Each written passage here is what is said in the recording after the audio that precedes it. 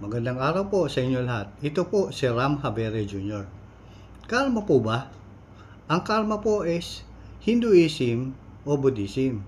Ang ibig pong sabihin niyan is life after death. Pero pwede mangyari yung balik sa tao na gumawa ng hindi maganda.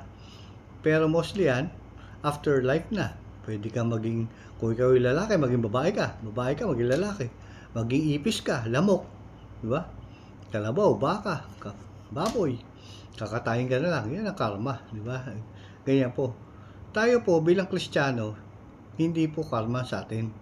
Ang ginagamit po natin, Galatians 6:7. What you reap is what you sow. At yan pong sinasabi yan, kung ano yung tinanim mo, yan ang aanim mo, mangyayari po yan sa lifetime mo.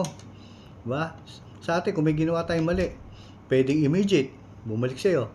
Pwedeng after, yung may edad ka na, tsaka babaliktad sa'yo yan, babalikan ka ng, yan na, may pahirapan ka na. Yan Galatians 6:7. Ngayon, walang pinagkaiba yan sa sinasabi ng matanda na pag mabigat ng laban na nadidihado siya, sinasabi ng may edad ipapasa Diyos na lang natin yan. Mabigat po yun. Di po ba?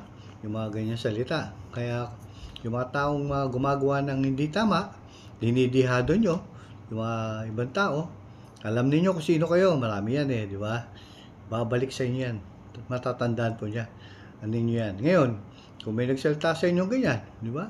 Galatians 6:7. Ibig sabihin doon, sinasabi na aanihin mo yung tinanim mo. Wala po rin yung pagkakaiba kasi nasa Bible naman po yan.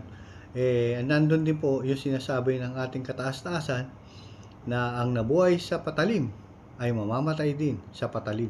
Yun din po yun. Ibig sabihin, ganun din. Masyadong masakit yung binigay mo, yung sakit ibabalik sa'yo. Kaya wag po tayo magdidihado ng tao. Kilala nyo kung sino po siya at kung sino kayo. Hindi man lahat. Pero may mga ganyan tao. Para sa mga ganyan klaseng tao, Galatians 6:7 po sa inyo. Sa ating taong bayan, magandang araw po sa inyong lahat.